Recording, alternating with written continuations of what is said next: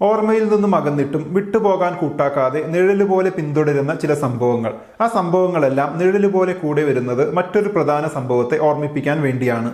പുതുമുഖ സംവിധായകനായ അപ്പു എൻ ഭട്ടതിരി സംവിധാനം നിർവഹിച്ച് കുഞ്ചാക്കോ ബോബൻ, നയൻതാര എന്നിവർ പ്രധാന വേഷങ്ങളിലെത്തിയ നിഴൽ എന്ന മിസ്റ്ററി ത്രില്ലർ സിനിമ തിയേറ്റർ റിലീസിന് ശേഷം ഇപ്പോൾ ആമസോൺ പ്രൈമിൽ റിലീസായിരിക്കുകയാണ്. നമുക്ക് നോക്കാം നിഴലിലെ മിസ്റ്ററിയും ത്രില്ലറും ഒക്കെ പ്രതീക്ഷിച്ചത്ര ഇമ്പാക്ട് ഉണ്ടാക്കിയോ എന്ന് ഇത്തവണത്തെ മല്ലു അനലിസ്റ്റിലൂടെ. അനാലിസിസ് വീഡിയോ ആയതുകൊണ്ട് സ്പോയിലേഴ്സ് ഉണ്ടായിരിക്കുന്നതായിരിക്കും.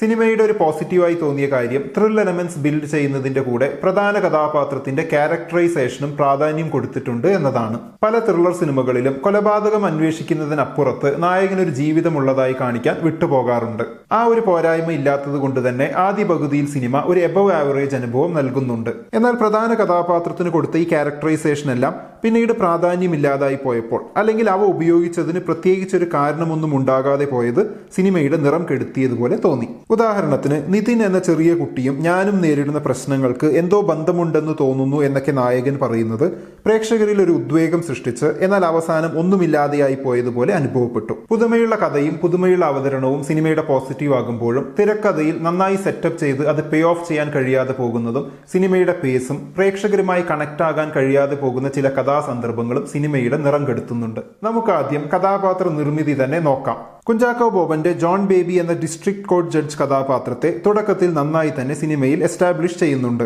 ഒരു ആക്സിഡന്റിന് ശേഷമുള്ള ട്രോമയിൽ നിന്നും റിക്കവർ ആയിക്കൊണ്ടിരിക്കുന്ന കഥാപാത്രത്തിന് ഇടയ്ക്കിടയ്ക്ക് വരുന്ന ഹാലുസിനേഷനും അതിനെ ചുറ്റിപ്പറ്റി ആരംഭിക്കുന്ന കഥയുടെ ചുരുളഴിയിലുമൊക്കെ കൺവിൻസിംഗ് ആയി തന്നെ വന്നിട്ടുണ്ട്. മുഖത്തെ ആ മാസ്കിന് തുടക്കത്തിൽ ഒരു ഇമ്പാക്ട് ഉണ്ടാക്കാൻ സാധിക്കുന്നുണ്ടെങ്കിലും പിന്നീട് അങ്ങോട്ട് അതിന്റെ റെലവൻസ് എന്താണ് എന്നൊരു ചോദ്യം വരുന്നുണ്ട്. നയൻതാരയുടെ കഥാപാത്ര സൃഷ്ടി വളരെ റിജിഡായും ഷാലോ ആയുമാണ് തോന്നിയത്. സിനിമയിലെ മറ്റൊരു പ്രധാന കഥാപാത്രമാണ് നയൻതാരയുടേത്.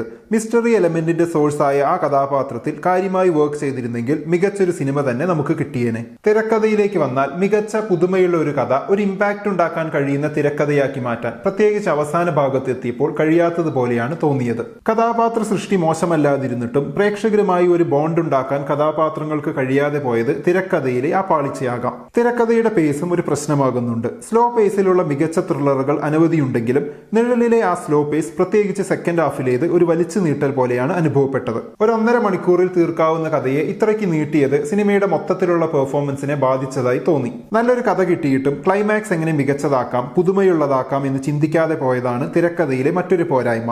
എവിടെ നിന്നൊക്കെയോ ഏതൊക്കെയോ കഥാപാത്രങ്ങൾ വന്ന് എന്തൊക്കെയോ ചെയ്തു പോയതുപോലൊരു ഫീലാണ് ക്ലൈമാക്സ് നൽകുന്നത്. അതുവരെ ഒപ്പം സഞ്ചരിച്ച കഥാപാത്രങ്ങളെ വിട്ട് അവസാന ഭാഗത്ത് പുതുതായി കഥാപാത്രങ്ങളെ കൊണ്ടുവന്നത് സിനിമയെ പ്രേക്ഷകരിൽ നിന്നും അകറ്റുന്ന ഫീലാണ് നൽകിയത്. നയൻതാരയുടെ അമ്മ കഥാപാത്രത്തിന്റെ കഥയൊക്കെ ഒടുക്കം പെട്ടെന്ന് ഇൻട്രൊഡ്യൂസ് ചെയ്യുന്നതായതുകൊണ്ട് തന്നെ പ്രത്യേകിച്ചൊരു ഫീൽ തരാതെ പോവുകയാണ് ഉണ്ടായത്. അഭിനയത്തിലേക്ക് വന്നാൽ വലിയ ചാലഞ്ചിങ് അല്ലാത്ത റോൾ കുഞ്ചാക്കോ ബോബൻ നന്നായി തന്നെ ചെയ്തിട്ടുണ്ട്. നയൻതാരയുടെ അഭിനയം പലയിടത്തും വളരെ സ്റ്റിഫായി അനുഭവപ്പെട്ടു. സട്ടിലായി അഭിനയിക്കാൻ പറഞ്ഞതുകൊണ്ടാണോ എന്നറിയില്ല, പല ഭാഗങ്ങളിലും സ്വാഭാവിക ചലനങ്ങൾ പോലും ആർട്ടിഫിഷ്യലായി തോന്നി. ഐസിൻ ഹാഷ് എന്ന ബാലതാരം നന്നായി തന്നെ ചെയ്തിട്ടുണ്ട്. ഇതുകൂടാതെ അഭിനയിച്ച മറ്റുള്ളവരെല്ലാം തന്നെ മോശമാക്കാതെ ചെയ്തിട്ടുണ്ട് എന്നാണ് തോന്നിയത്. സിനിമയിൽ ഡയലോഗ്സിന്റെ പേസ് ചിലയിടങ്ങളിലെല്ലാം കൃത്രിമമായി അനുഭവപ്പെട്ടു. സിനിമയിൽ മികച്ചതായി തോന്നിയത് ഫ്രെയിമുകളാണ്. ചില ബിൽഡിങ്ങുകളുടെ ആർക്കിടെക്ചറും ഏരിയൽ ഷോട്ട്സും മറ്റും വളരെ ആസ്വാദ്യകരമായ രീതിയിൽ സിനിമയിൽ കൊണ്ടുവന്നിട്ടുണ്ട്.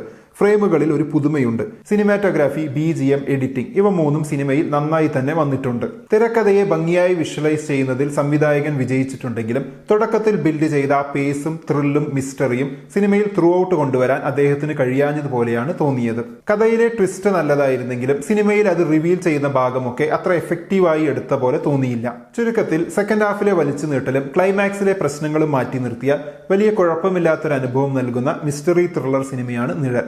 എന്താണ് ഈ സിനിമയെക്കുറിച്ചുള്ള നിങ്ങളുടെ അഭിപ്രായം? കമന്റ് ബോക്സിൽ എഴുതുമല്ലോ. നമുക്ക് അടുത്ത വീഡിയോയിൽ വീണ്ടും കാണാം. ബൈ.